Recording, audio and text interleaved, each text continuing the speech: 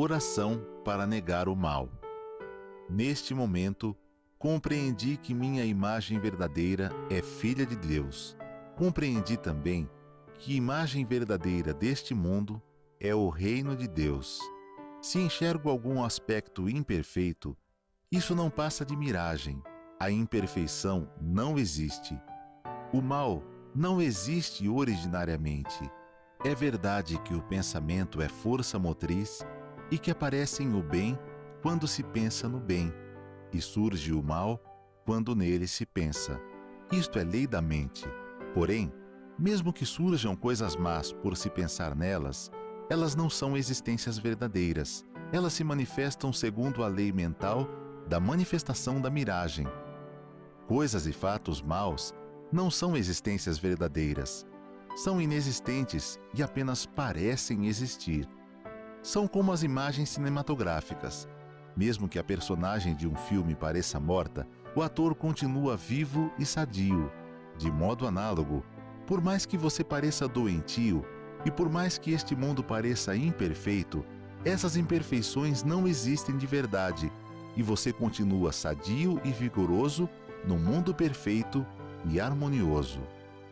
Muito obrigado.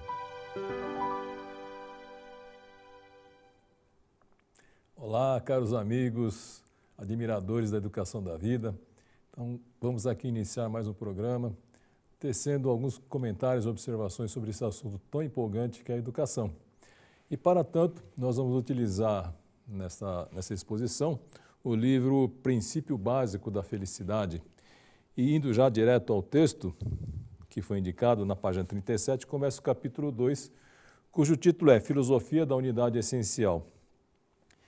E lá existe o seguinte excerto: ao despertarmos para a sublimidade da vida e contemplarmos a imagem verdadeira deste mundo, descobrimos em todas as coisas algo surpreendente que nos deixa maravilhados, algo que tem um profundo significado. Então, quando a gente tem um olhar dirigido para a imagem verdadeira, nós automaticamente enxergamos esse mundo visível, de outra forma. Até então a gente achava que esse mundo era uma coleção de fatos isolados, pessoas, coisas, tudo isolados, né? Mas no fundo todos eles estão unidos porque pertencem à unidade essencial da vida. Essa é a visão da imagem verdadeira. E justamente por nós adotarmos essa visão, nós começamos a enxergar os fatos, coisas e pessoas no nosso dia a dia de outra forma, né? As pessoas se tornam diferentes, as coisas se tornam diferentes, os fatos se tornam diferentes porque nós sabemos que além daquela imagem aparente que está à nossa volta, está viva a perfeita imagem verdadeira. Então nós temos, vamos dizer assim, uma visão mais rica, né? Não é só aquela parte aparente que nós vemos também ali a sublimidade da imagem verdadeira da vida.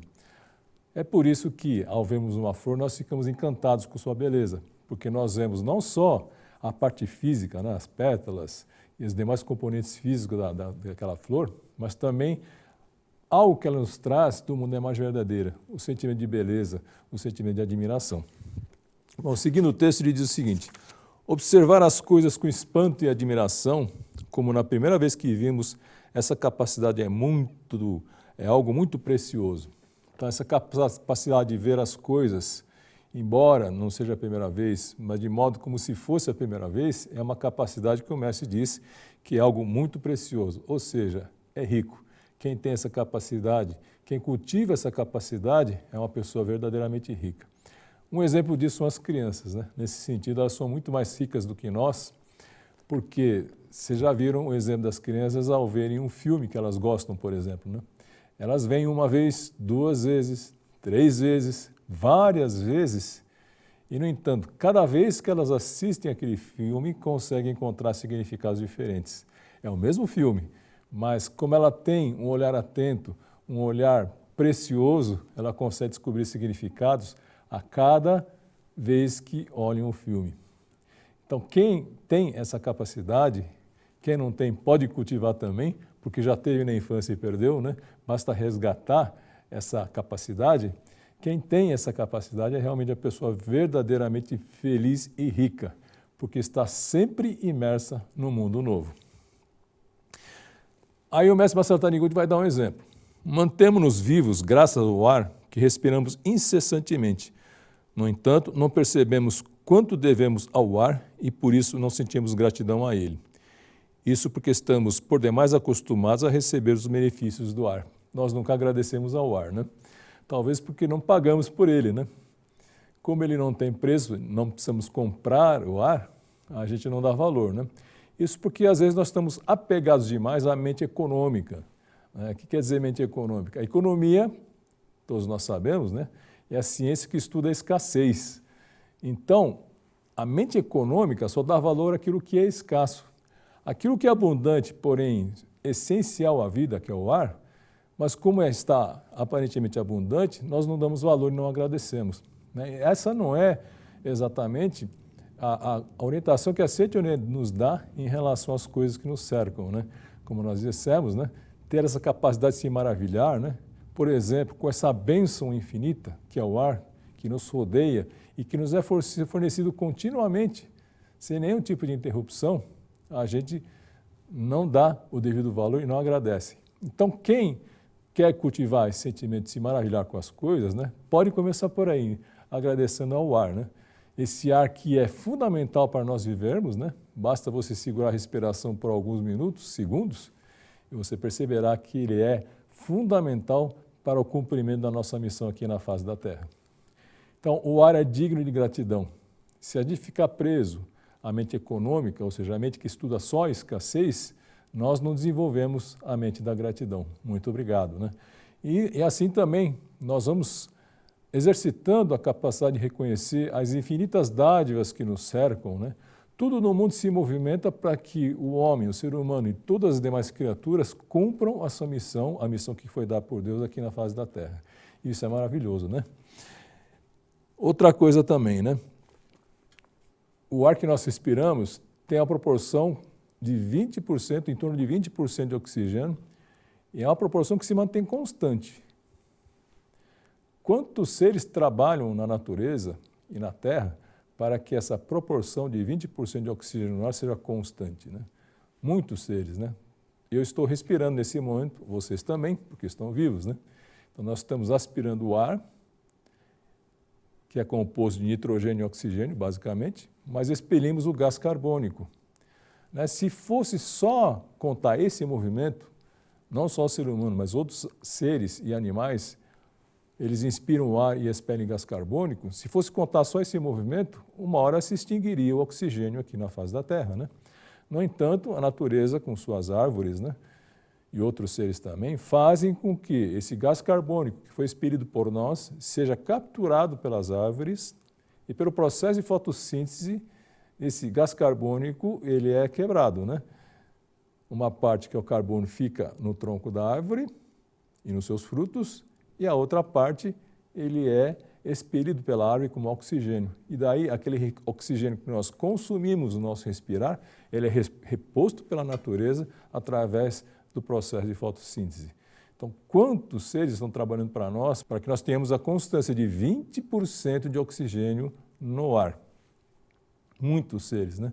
E muitas vezes nós passamos pela vida sem sequer agradecer a esse incessante trabalho da natureza que perdura por todo o tempo e que nos permite respirar o ar na proporção de oxigênio desejado. Quem foi lá para a altitude de La Paz, né? E quem não foi sabe que quando nossos times vão jogar lá, sofrem dificuldades porque o ar lá é rarefeito. O que quer dizer isso, né? O ar lá tem uma porcentagem de oxigênio menor do que 20%, e isso faz com que as pessoas, menos aquelas que já estão acostumadas ao local, né? Mas todo visitante que ali vai ter dificuldades na hora de respirar, né? Porque falta essa porcentagem de oxigênio, como o oxigênio lá é rarefeito, né? As pessoas então sentem essa dificuldade em executar os atos do dia a dia, normal, como executam aqui, mas lá sentem dificuldade, né? Então, se a gente tem essa facilidade de executarmos as atividades do dia a dia, é porque a natureza e outros seres contribuem incessantemente para que essa proporção de oxigênio se mantenha constante em 20%. Muito obrigado a eles também, né? Bom, qualquer que seja a coisa ou o fato, não é bom acostumarmos demais, pois isso acaba entorpecendo a capacidade de sentir admiração e gratidão. e, consequentemente, passamos a olhar tudo com indiferença. Para a criança, tudo é novidade. É porque a criança ainda tem muito presentes, né, uma ligação com a dimensão espiritual ainda, né? Conforme a gente vai avançando no tempo e na idade, né, essas ligações vão se desfazendo, né? Mas ela tem muito forte ainda essas ligações com a dimensão espiritual, é por isso que ela se maravilha tanto com as coisas, né? Tudo é novidade. Por isso, ao ter em mãos um objeto, experimenta quebrar para saber como é por dentro e depois tenta montá-lo de novo, né? Movido pela curiosidade, né, a criança, aparentemente, na visão do adulto, lógico, né, quebrou aquele brinquedo, né? Mas não é que quebrou. Ela pôs em ação a sua curiosidade e quis saber como que funciona isso. De onde que vem? Como que a junção dessas coisas faz com que, né, o brinquedo funcione? Essa é a chamada, o espírito da curiosidade, que também nós perdemos, né, depois de adultos. Alguns perdem, né? Você não. Bom, por isso pode-se dizer, continuando o texto, né, já na outra página, a moral, que o sentimento moral, a religião e a ciência são diferentes formas de manifestação do mesmo espírito de busca, né? Creio que o anseio pela elucidação de mistérios é especialmente forte nas criancinhas, né? E também pode ser para os adultos, né? Ou seja, se a gente mantiver presente esse senso de mistério, né? Porque quando adulto a gente vai, de alguma forma, achando que aprendeu muitas coisas sobre a vida, e não é verdade, né? A gente aprende muito pouca coisa sobre a vida, mas pensa que é muita coisa, né? Na verdade é pouca coisa. Mas quando nós readquirimos esse senso de realidade de que pouco sabemos, né? Tudo se torna um mistério, né? Muitas coisas são misteriosas. É porque no mistério está aquele campo onde a pessoa se atira justamente para desvendar esse mistério e que faz parte da dinâmica da vida, né? Então, muitas vezes a gente sente tédio, a gente sente depressão na vida porque esquecemos que o que nos cerca, na verdade, é um grande, um infinito mistério e que se nós tivermos a disposição de conhecer, a disposição de que nosso espírito inato de curiosidade se exercite, então aquele tédio se vai, né? Aquela depressão tende a assumir. Mais à frente, o professor Marcelo Taniguchi diz o seguinte: é necessário ter a mente capaz de surpreender com todas as coisas e todos os fatos, e eu acrescento, todos os dias, né? Porque se a gente for ficar esperando sempre aquele fato maravilhoso, aquele fato extraordinário que nos vai deixar maravilhados, né, podemos passar a vida toda esperando esse fato e nunca vai acontecer, né? Mas o importante que a Seitione nos alerta é que no nosso dia a dia, na nossa vida ordinária, a gente pode encontrar muitas coisas dignas de gratidão, né? Tá, então, por exemplo, hoje de manhã, todo mundo lavou o rosto, fez a higiene matinal, né? Aquela água que veio ali, né? Imagine como era para os nossos antepassados, recuando 3, 4 gerações para trás, né? Não vinha no cano, bastava abrir a torneira e a água vinha, né? Aquilo foi obra de muitas pessoas, né? Aquilo foi obra de muita gente que trabalhou para levar o encanamento até sua casa. E hoje mesmo, muitas pessoas trabalham na estação de tratamento de água para que aquela água flua até sua torneira, né? E indo um pouco mais à frente, né? A água que foi usada, da qual nós servimos, né? Vai pelo ralo, vai embora, né? Antigamente não era assim, né? Ficava na bacia, alguém tinha que pegar a bacia e jogar fora, né? Vejam, só nesse ato de lavar o rosto, né? Como nós somos beneficiados? Quantas pessoas trabalham, inclusive hoje estão trabalhando, para que aquela água chegue até nós? E, no entanto, nós achamos isso normal, né? E queremos coisas extraordinárias, coisas assim estupendas, né? Mas o estupendo está ali, né? Quem tem a mente preparada, quem tem a mente consciente da imagem verdadeira das coisas, está percebendo que ali foi empregado vida, foi empregado inteligência, foi empregado esforço humano para que isso aconteça todos os dias. E isso, na verdade, é um fato maravilhoso mesmo. E muito obrigado, né? Isso só para falar do ato de lavar o rosto. Se falar na toalha, então, nem se diga, né? Na toalha que enxuga o rosto, né? A toalha é feita de algodão. O que fez crescer o algodão, né? Esse grande mistério. A pessoa põe uma semente e dessa semente surge o pé de algodão, né? É um grande mistério isso, né? A gente sabe essa causa de efeito, lógico, né? Plantou a semente de algodão, vai colher algodão, né? Mas essa força que faz com que essa potencialidade embutida na semente se transforma em algodão, de onde vem essa força, né? Quem regula essa força? Por que é assim, né? Tudo isso entra em ação para que aquele pé de algodão cresça e dali para frente entra o trabalho humano, né? Diuturno, de colheita, de beneficiamento daquele algodão, da fiação daquele algodão, da comercialização daquela toalha, né? Quantas pessoas trabalharam para que aquela toalha chegasse à sua mão? Quanta vida está ali dentro que permitiu que daquela semente surgisse, no final, a toalha que veio parar na sua mão, né? Quanta gratidão, né? Muito obrigado.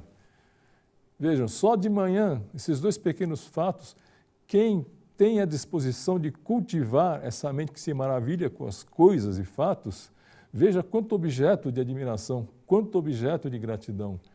E assim, com certeza, você está afastando da sua vida aqueles sentimentos indesejáveis, né?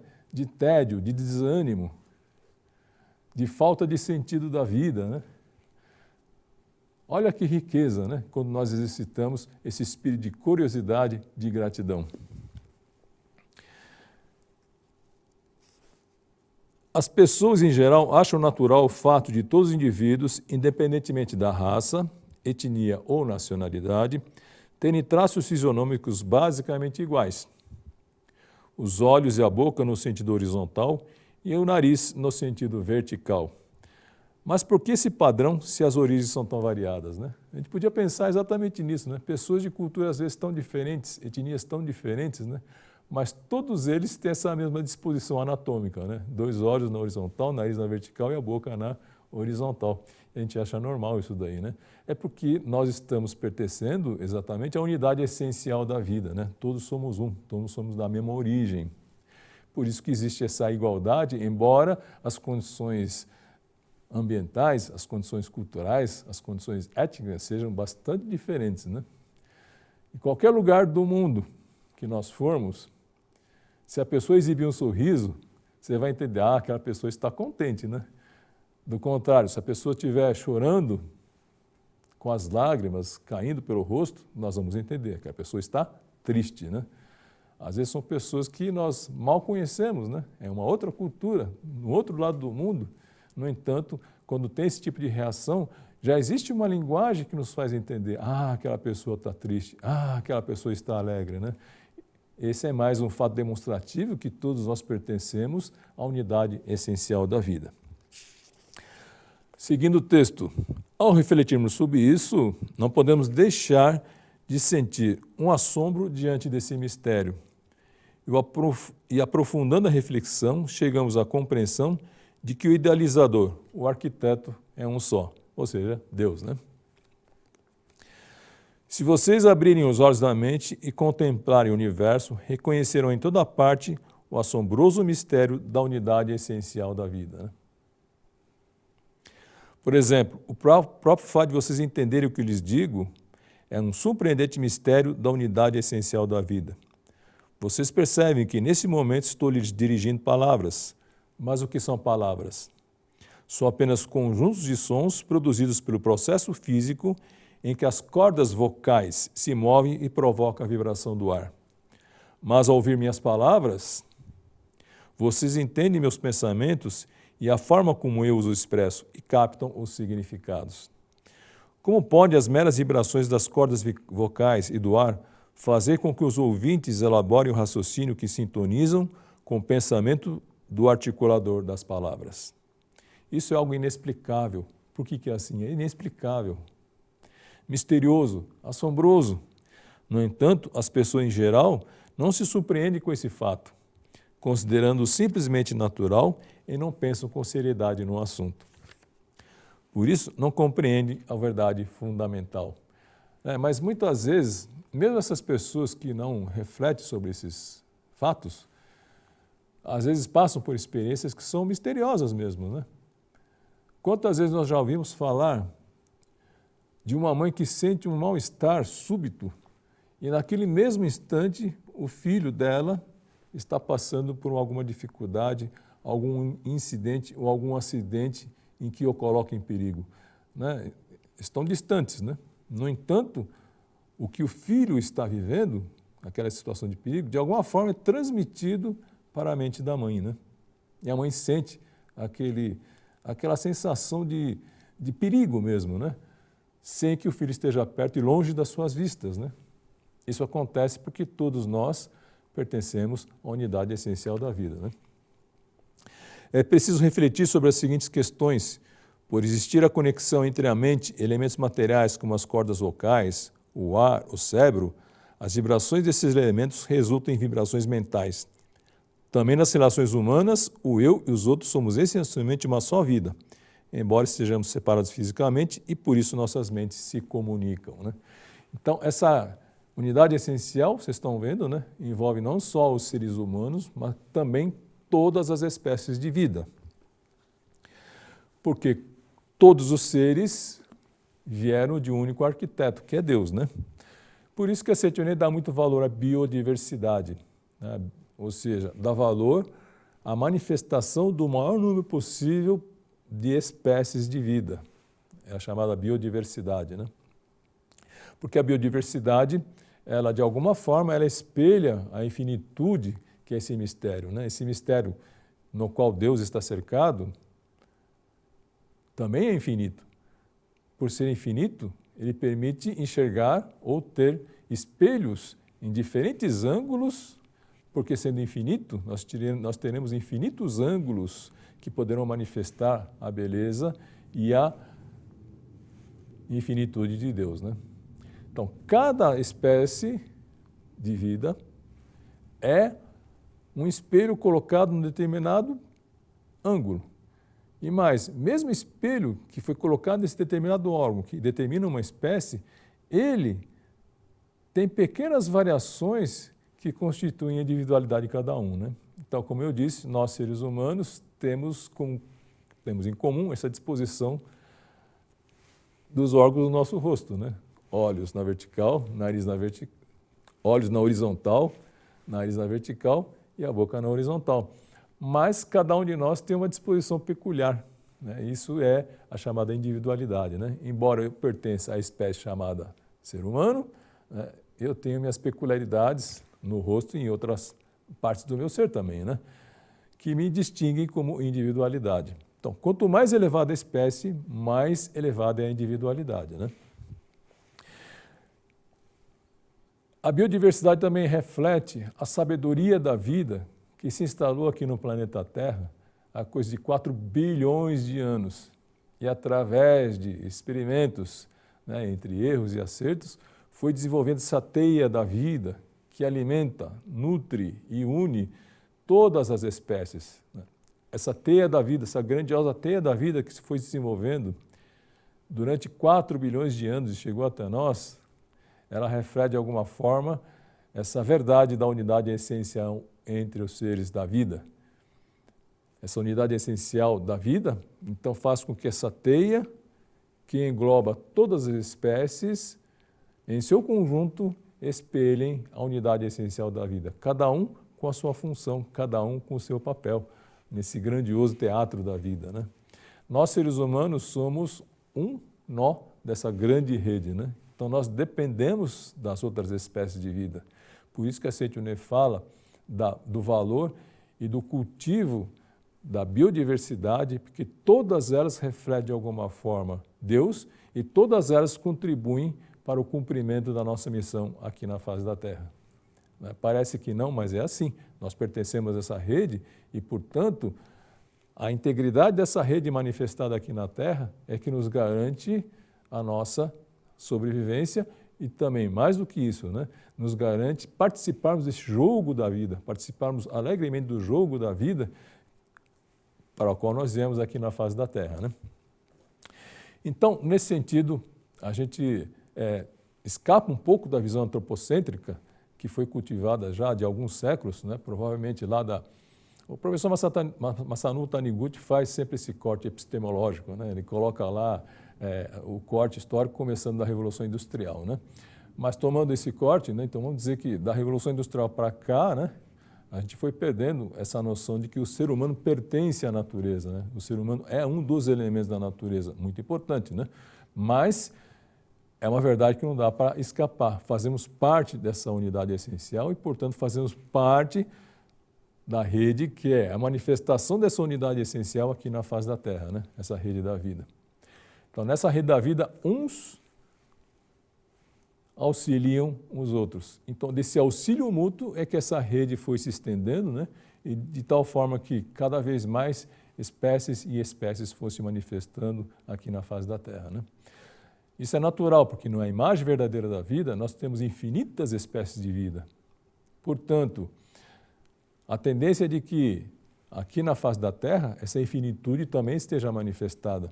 E aí entra realmente uma questão ética em relação à postura do ser humano frente a essa rede da vida, né? Nós, como nós temos uma consciência mais desenvolvida, caberia a nós exatamente esse papel de estar fomentando a biodiversidade e não diminuindo, né? Hoje vocês sabem, né, qualquer noticiário traz isso, né? O número de espécies que estão em vias de extinção, em perigo de extinção. E isso está estreitamente ligado à maneira como nós, seres humanos, estamos vivendo, né? Então, tem dois equívocos que o professor Masanobu aponta sobre a postura de vida que nós, seres humanos, estamos tendo nessa fase mais moderna, né? Ou seja, da Revolução Industrial para cá. O primeiro equívoco é de nós acharmos que os recursos naturais são infinitos, né? Não são, né? Eles são finitos e precisam ser usados com sabedoria, amor e desvelo. O segundo equívoco é de achar que todas as coisas que nos cercam existem somente para a conveniência do ser humano. Não é verdade, né? Nessa rede da vida, todos os nós são importantes. Sejam eles pequenos, sejam eles grandes, sejam feios, sejam bonitos, sejam úteis, sejam inúteis, todos têm o seu valor e todos têm uma função a executar nessa rede da vida, a grandiosa rede da vida, né? Então, cabe a nós, seres humanos, fazer com que essa rede de vida, né, como ela vem fazendo há 4 bilhões de anos, né, nós, seres humanos, criemos condições para que essa infinitude vá se espraiando e novas espécies consigam se manifestar. E não ao contrário, né? Nós estamos pegando as espécies já manifestadas e mandando tudo de volta para o mundo da imagem verdadeira, para o mundo do invisível, né? Então, aí entra realmente o sentimento ético, né? De como nós estamos conduzindo a nossa vida, calcado nesses dois equívocos, né? De achar que os recursos naturais são infinitos e de que tudo que existe ao meu redor serve única e exclusivamente para a minha conveniência, para o meu conforto.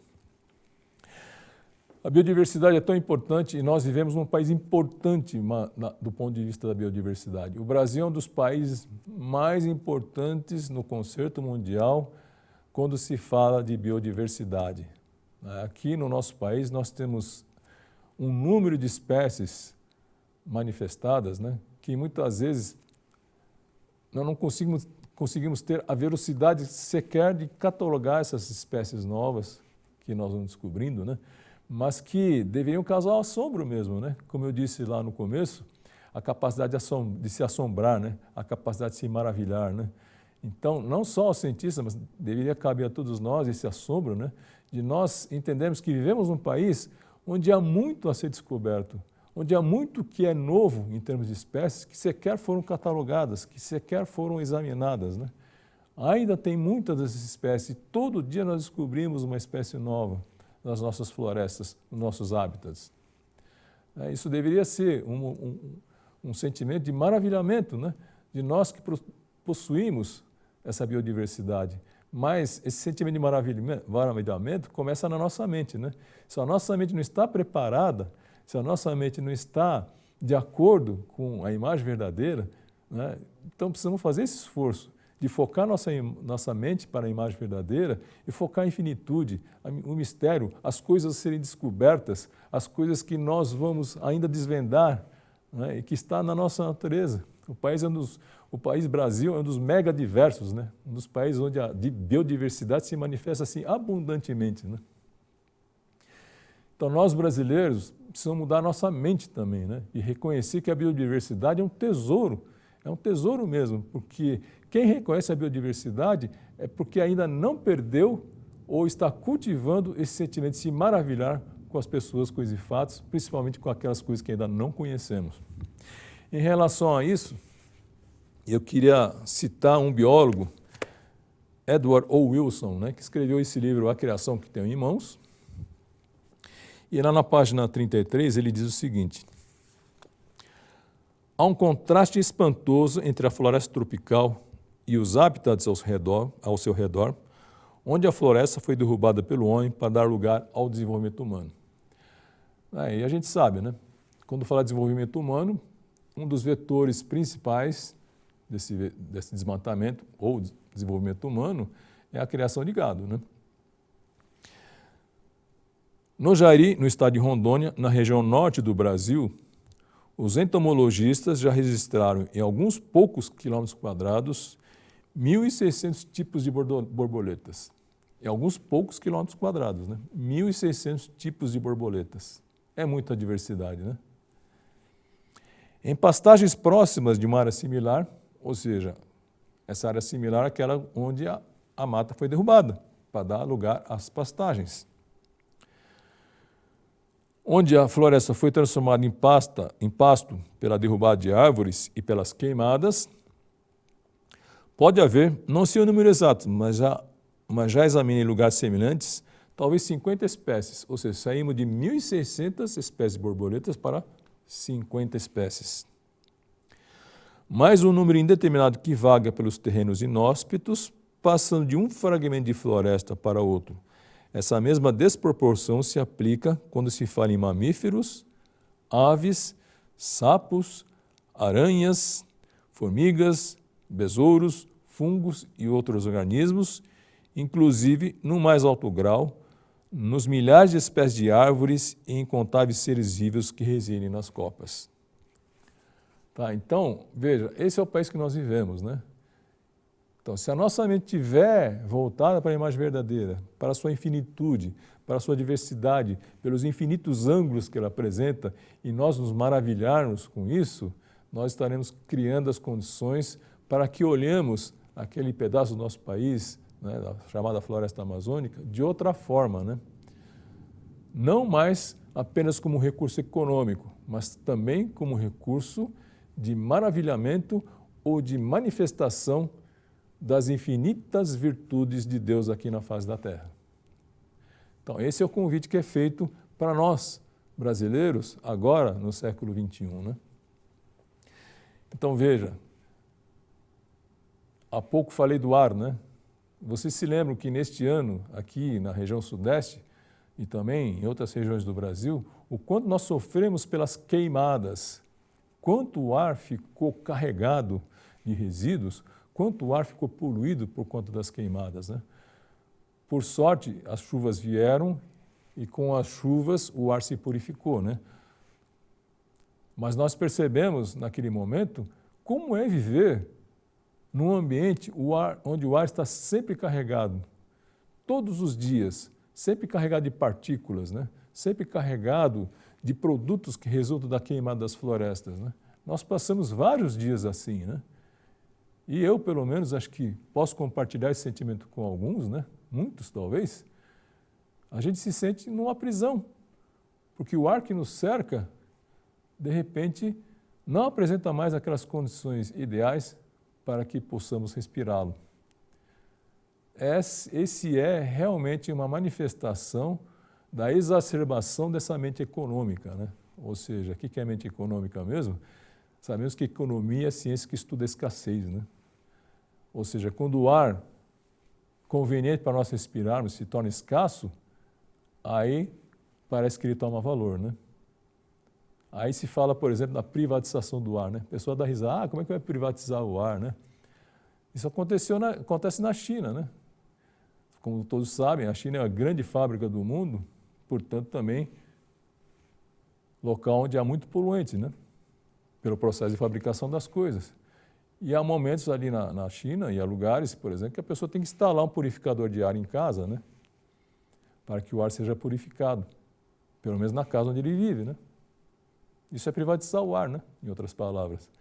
Ou seja, quem tem recurso econômico consegue comprar esse recurso escasso que é o ar limpo, né? Instalando um equipamento purificador de ar, né? Aí começa a dar valor, né? Ah, muito obrigado ao ar, né?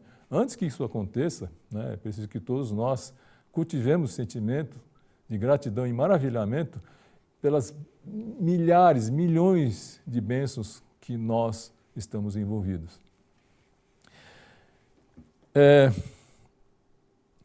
A Terra, o nosso planeta, é um ser vivo, né? Quem tem essa mente voltada para a imagem verdadeira, e todo ser humano pode ter isso, é questão de escolha, né? Mas quem escolheu visualizar, contemplar, louvar a imagem verdadeira, sabe que tudo que nos cerca não é matéria, é manifestação da vida de Deus. E não poderia ser diferente com o planeta Terra, né? O planeta Terra é um ser vivo, se assim nós vamos dizer, né? E nesse sentido, ele vai reagir como um ser vivo às agressões que o ser humano tem perpetrado contra ela, no planeta Terra, né? Nós temos escavado a Terra, nós temos desmatado a Terra, nós temos feito tudo, retirado da Terra tudo que é necessário, em abundância, mais do que o necessário, né? Basta ver os nossos lixos, os nossos lixões, os nossos aterros sanitários, como nós consumimos mais do que o necessário, né? Vocês se lembram da rede da vida, né? Na rede da vida, o rejeito de uma espécie é o alimento da outra, né? Quando há excesso, né? Ou seja, nós seres humanos somos uma espécie que nós produzimos detritos demais, rejeitos demais. E a natureza não consegue dar conta, né? Haja vista o problema dos lixões, dos aterros sanitários que nós temos, né? Haja vista o seu lixo, né? Então, um objetivo importante para nós é ver o tamanho do nosso lixo, né? Se a gente conseguir paulatinamente ir diminuindo o volume do lixo que nós descartamos, nós podemos dizer também que quem faz isso está consciente da maravilha que é a vida aqui na face da Terra e das infinitas bênçãos que nos cercam e de que, como nós estamos integrados a essa rede da vida, né? E, portanto, nesse sentido, existe um mandamento ético, né? Para que nós não produzamos tantos resíduos que as outras espécies não consigam se aproveitar deles, tamanha a profusão dos detritos que nós produzimos, né? Então, dar uma olhada no tamanho do nosso lixo é importante, né? Aqui é discurso, estou falando de discurso, né? Mas é mais importante esse discurso entrar na prática, né? O tamanho do seu lixo tem diminuído ao longo dos anos, né? Na hora de comprar, você leva em conta isso, os detritos que eu vou produzir pela compra desse material. Na hora de comprar, você se pergunta se aquele recurso material que veio da natureza, né, é necessário mesmo para você, né? Vamos abrir nossos armários de roupas, né? Ver quantas coisas nós compramos e muitas vezes nem usamos, muitas estão ali sem uso, né? Se está sem uso, dê para alguém que use, né? Assim circula, né? Pelo menos. Mas antes disso, né, na hora de comprar, faça a pergunta: preciso realmente fazer essa compra? Ou ela está de alguma forma substituindo um sentimento que eu estou buscando, né? De repente, tive um dia difícil, tive um dia frustrante, aquela compra, pelo menos momentaneamente, me restitui aquele bem-estar, né? Mas é momentâneo apenas, né?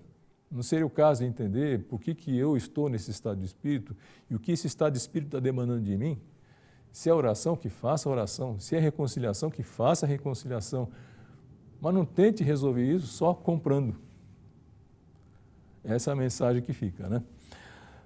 Então, a Terra, ela tem sido agredida, tem sido explorada de todas as formas e está reagindo, né? Como qualquer ser vivo que se sente explorado.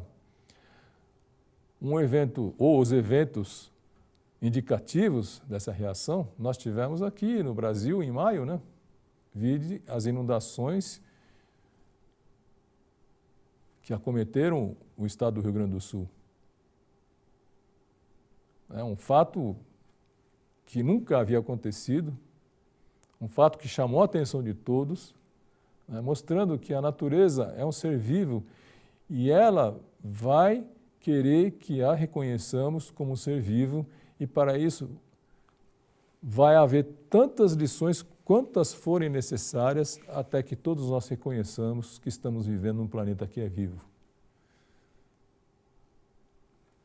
No mesmo ano, nós tivemos inundações em maio no Rio Grande do Sul e poucos meses depois sofremos com a seca em outros estados do mesmo país, Mato Grosso do Sul e os estados da floresta amazônica, né? Amazonas, Pará, Roraima, Acre, todos com problema de seca, né? E a seca traz também um outro flagelo, que são das queimadas, e aí afetou a nós aqui no Sudeste, né? São Paulo, nós estamos distantes, milhares de quilômetros do palco desses incêndios, no entanto, somos afetados, né? Isso é uma forma distorcida, mas porque o ser humano criou essa distorção, uma lição amarga, né?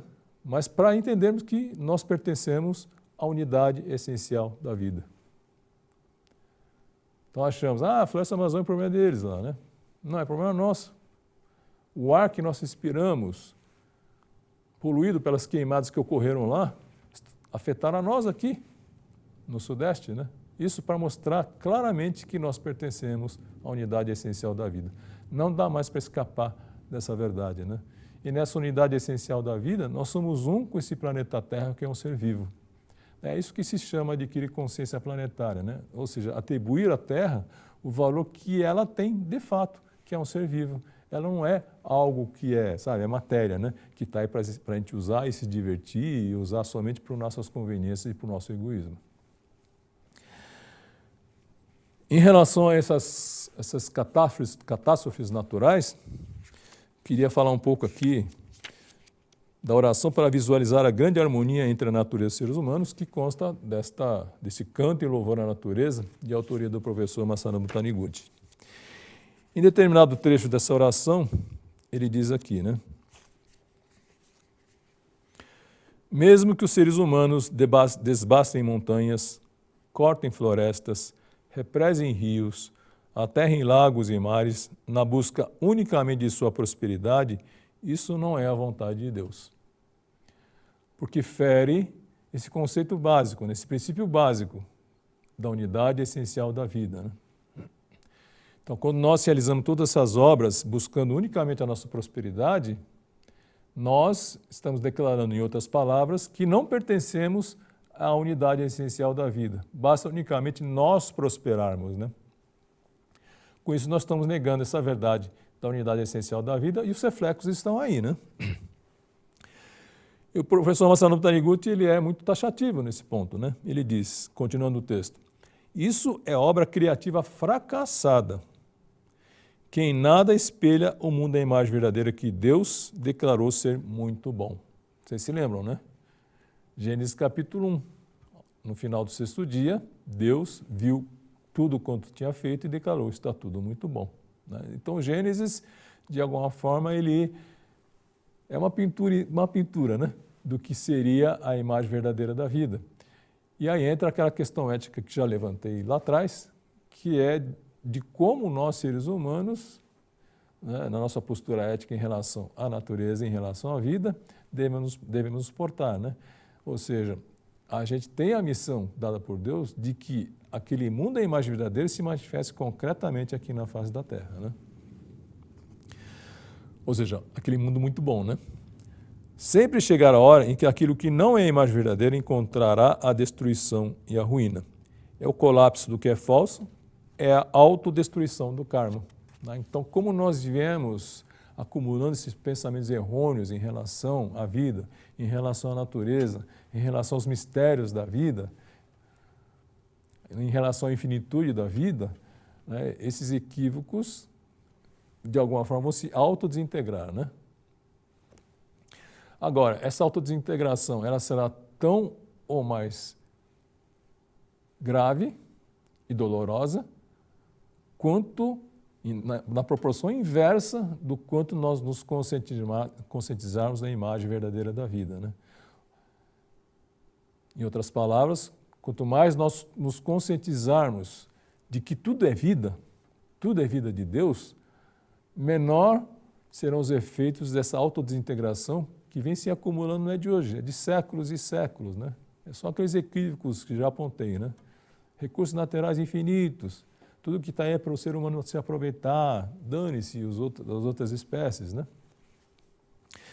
Entretanto, não devemos considerar esse fato como sendo ira de Deus.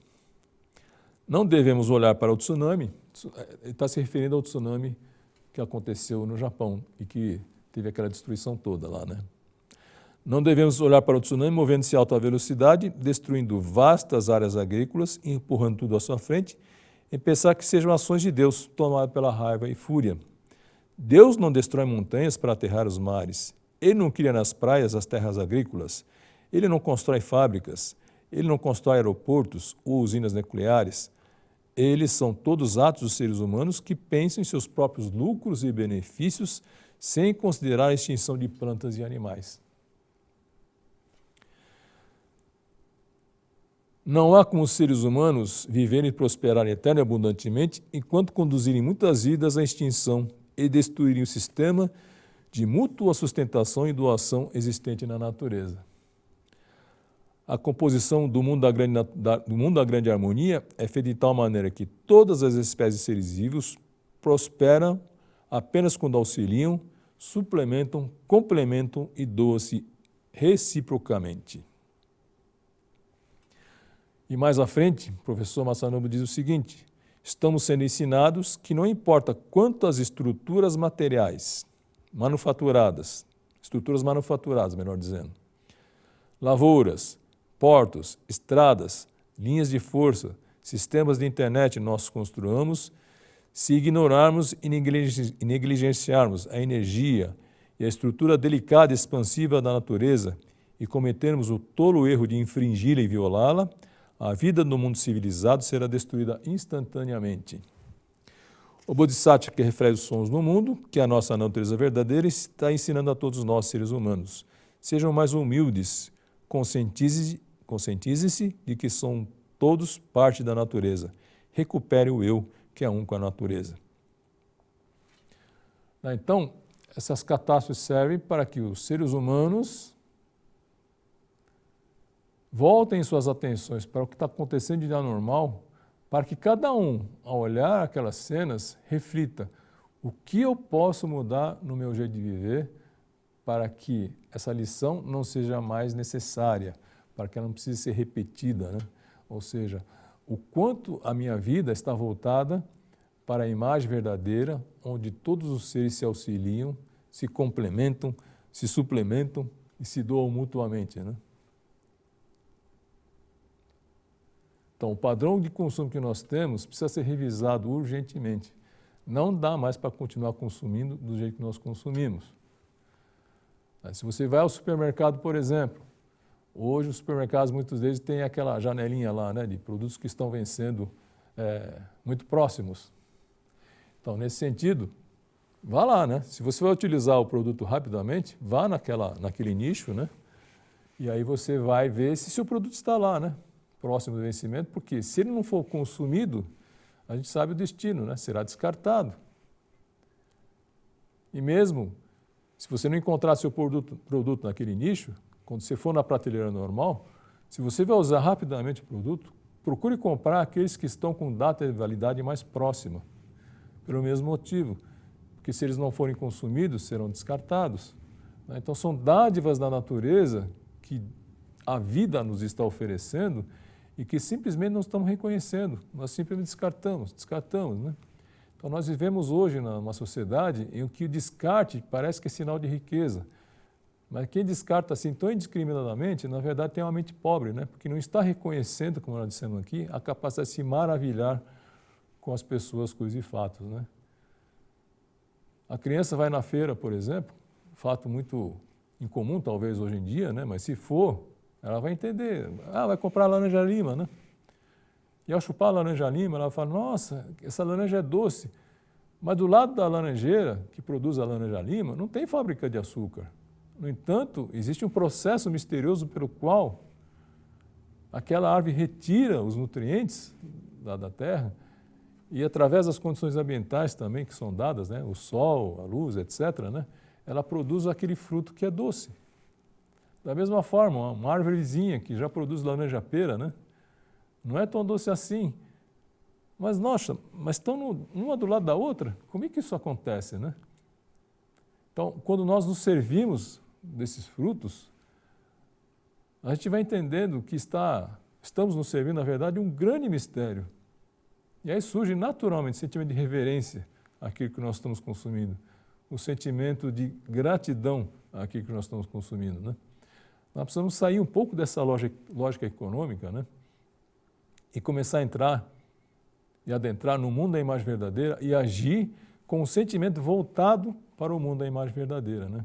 Tudo que me cerca é dádiva de Deus, né? Tudo é digno de gratidão, né? Diz aqui, né? Quando a humanidade não consegue despertar de sua profunda ilusão e não é mais possível interromper o aquecimento global e a mudança climática, resultante da contínua destruição da natureza, passa a ser necessário algo ou alguém que seja o catalisador para despertar as pessoas do seu sono. Então vamos despertar, né? Artistas que continuam a criar sua obra de arte sustentados pelo vício das drogas são incapazes de reconhecer as falhas do seu trabalho. Então nós estamos viciados no consumo, isso que o professor Massano Tadinho está falando, né? Então a gente precisa sair desse padrão de consumo e estabelecer um outro, né? Que seja adequado à nossa natureza, aquela que se maravilha com todas as coisas do céu e da terra, e ela sente gratidão porque sente que somos uma só vida, né? É quando alguém que aparece e diz enfaticamente, esta obra está errada. Quando esse contínuo clamor da voz interior de um ou dois indivíduos não atinge muitas pessoas, é necessário que um grupo junte suas forças para chamar a atenção para o fato de dizer, esta obra precisa ser redesenhada, ela precisa ser refeita. Aqueles que expressarem infelicidade ou desastre fenomênico exercerem esse papel precioso e nobre. Então, nossos irmãos gaúchos, né? Nossos irmãos lá das áreas que sofreram seca e queimadas, de bombeiros que arriscaram sua própria vida e muitos perderam sua vida no combate às chamas, né? Todos eles exercer esse papel precioso e nobre que diz aqui, né? Essas pessoas de fato são a nossa consciência. São os porta-vozes da verdadeira natureza de filhos de Deus. Eles são os bodhisattvas que refletem os sons do mundo.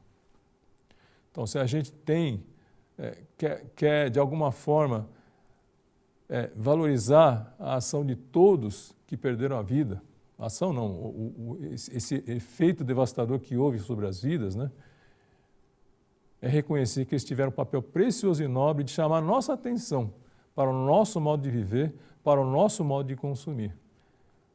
Então, se a inundação no Rio Grande do Sul e se as secas não produziram ainda em nós esse resultado de checar profundamente o padrão do nosso consumo, agora é a hora. Nós precisamos começar a fazer isso antes que se providenciem outras lições para que nós aprendamos, talvez, da maneira mais difícil que todos nós pertencemos à unidade essencial da vida. Em relação a isso, a Seichonoye, ela adota uma visão que ela é libertadora, na verdade, se todos a adotarem, né? Ela diz, na imagem verdadeira, a natureza, Deus e homem são uma unidade essencial. Estamos apenas falando de outra maneira que nós estamos falando desde o início, né? Na imagem verdadeira, Deus, homem e natureza são um. Portanto, o lucro de Deus é o lucro da natureza, que é o lucro do ser humano. Hoje nós vivemos uma equação diferente, né? Nós dizemos, o prejuízo da natureza é o lucro do ser humano. Nós invertemos essa proporção, né? Essa equação. Então, essa é a verdade. Deus, natureza e homem são um na imagem verdadeira. Portanto, não há relação de prejuízo de um para que o outro lucre. Na verdade, na imagem verdadeira, quando um lucra, todos lucram, né? Quando nós promovemos a biodiversidade da natureza, nós, seres humanos, ganhamos e Deus, então, se manifesta da maneira mais plena possível. Essa que é a mensagem que essa unidade essencial da vida nos traz, né? Nesse sentido, nós devemos deixar certos preconceitos, certos conceitos, certas posturas de vida que nós adquirimos, né? E nós somos hoje os responsáveis por isso para mudar uma cultura que vem de há séculos, né?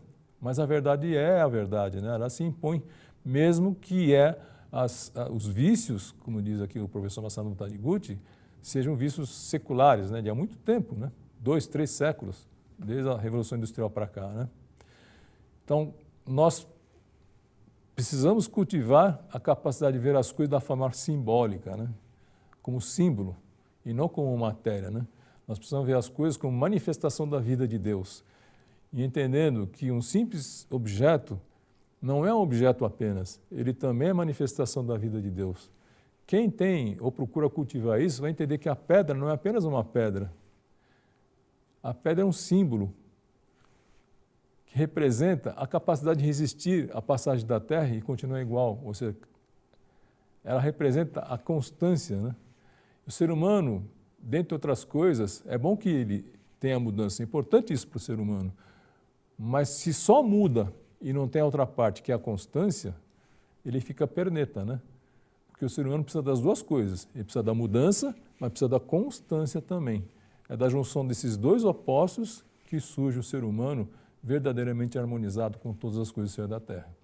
Então, nesse sentido, a pedra representa uma memória que nós esquecemos, né? Nós estamos tão acostumados a mudar, ficar girando na telinha com o dedo, né? Muda. E esquecemos que precisamos da constância, né? Então, quando nós ficamos apegados só a um lado da vida, é que ocorre a chamada doença, né? Nós estamos doentes nesse aspecto. Então, é uma civilização que está aparentando realmente sinais de doença, né? Porque escolheu só mudar. Muda, e se esqueceu da constância. Então, quem olha para uma pedra vai enxergar nela essa constância, né? Vai enxergar aquelas coisas que resistem à passagem do tempo e que continuam iguais. E que é um sentimento que todos nós precisamos também, né? Dada as informações que nos superabundam, né? E que falam só em mudança. Então, nesse sentido, a gente precisa estar trocando esse olhar, né? Que só olha o que é mudança como um valor e entender que a constância é tão importante quanto, a conservação é tão importante quanto, né? E assim nós estaremos nos integrando e nos sentindo mais inteiros. E vou encerrar então essa nossa exposição, já que estamos em dezembro, né?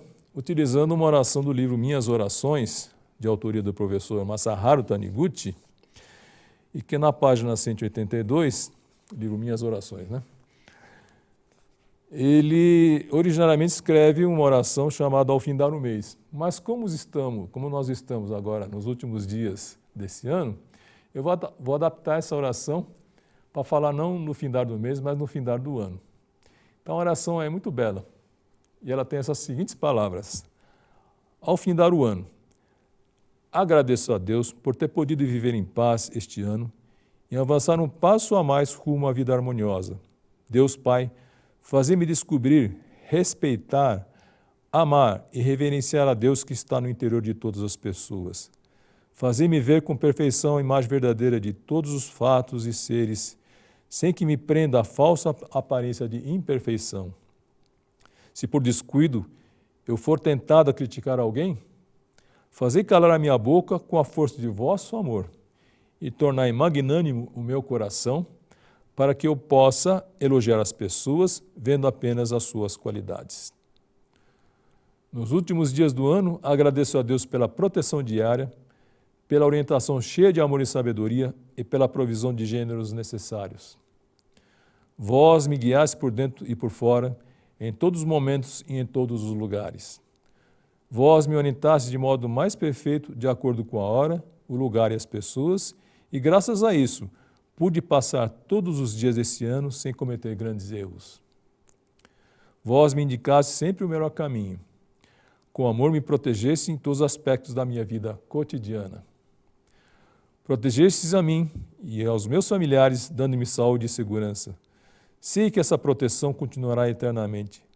Recebendo de vós a provisão infinita, não passamos necessidades. Que minha família toda possa viver feliz também no próximo ano, orientada por vossa sabedoria, protegida pelo vosso amor, vivificado por vossa vida e recebendo provisão inesgotável. Agradeço profundamente pela vossa proteção. Muito obrigado. Muito obrigado a todos pela atenção dispensada. Muito obrigado.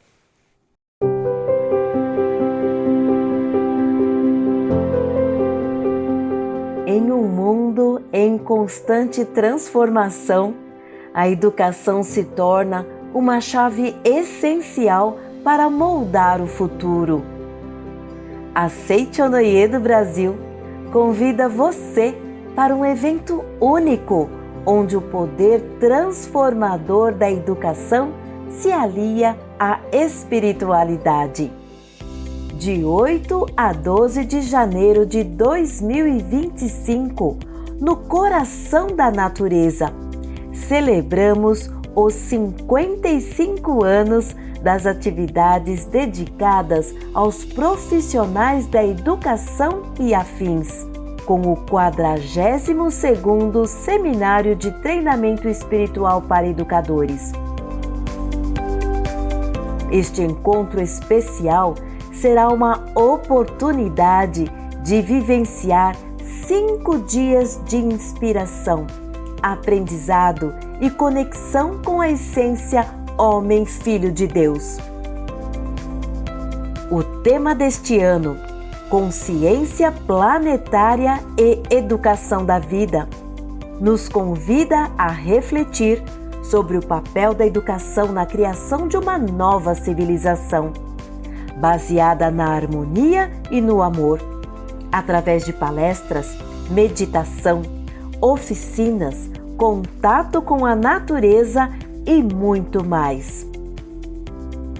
Com uma equipe de orientadores experientes e convidados especiais, você será guiado a refletir sobre seus hábitos e a construir uma nova perspectiva de vida. Venha fazer parte deste momento histórico, onde juntos construiremos a base de uma nova civilização, unindo mente, coração e espírito em prol de um mundo mais ético e consciente. 42º Seminário de Treinamento Espiritual para Educadores, de 8 a 12 de janeiro de 2025, na Academia Sul-Americana de Treinamento Espiritual em Ibiúna, São Paulo. Inscreva-se agora e venha se transformar, assim como a educação e o mundo. Muito obrigado!